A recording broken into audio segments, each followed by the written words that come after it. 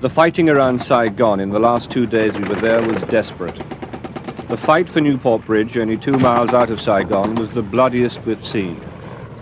Early Monday morning, a Viet Cong sapper unit, probably no more than 20 or 30 men and women, attacked and set fire to an American USAID installation, closing the bridge and Highway 1. Thousands of troops and refugees were trapped on the other side of them, unable to reach the safety of the capital.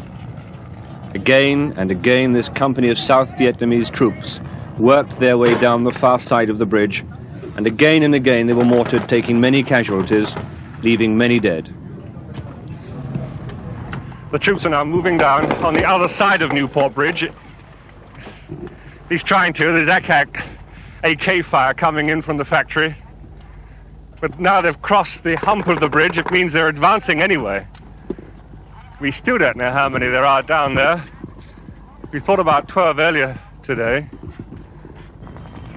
An armoured car's going up on the left. There's no way of shifting these people. There must be, 500 or 600 troops on this bridge, fighting probably a dozen or so, maybe 20 at the most, communists, and yet there they are, they've been there all today.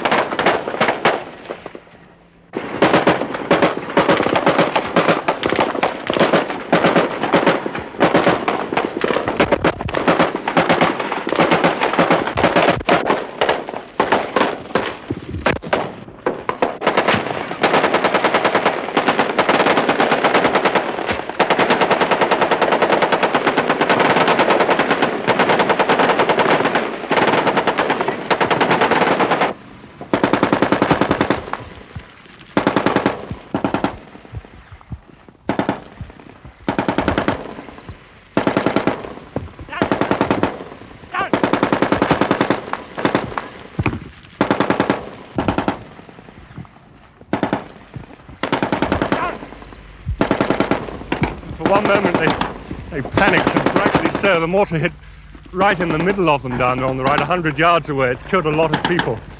But now they've gone back to some of their positions. They've left one wounded in the road.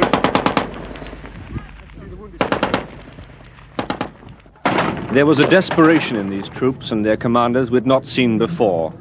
Despite the mortars hitting the bridge to the left, only 50 yards away, these men kept their places, pulling their dead and wounded out and returning. The wind turned and smoke from the burning installation began blowing back into their faces, confusing their movements and giving the Viet Cong ahead cover enough to move their positions.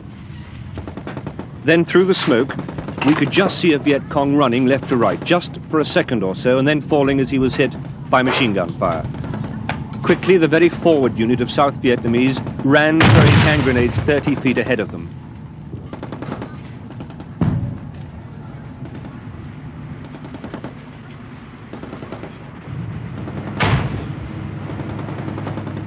The smoke turned on us again, and out of it, in the briefest lull in the crossfire, soldiers came running out carrying children.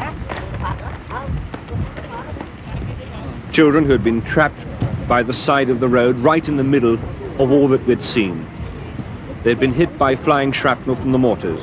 One little girl was very close to dying.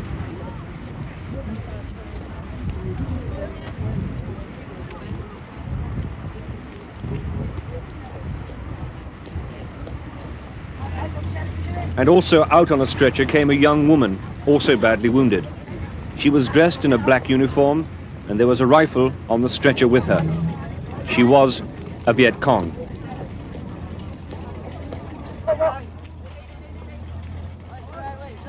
The firefight lasted another 2 hours, but because of our open position on the bridge, there was no way we ourselves could get out. But a final charge and a last volley of hand grenades, and the fight to reopen Newport Bridge on Highway 1 was over. So the battle for Newport Bridge ends this evening, back in South Vietnamese hands. And a half an hour ago, these men were told that they had a new president. President MIธ์installed in the presidential palace, the man who they hope we hope will bring peace to this country. Michael Nicholson, News at 10 on the Newport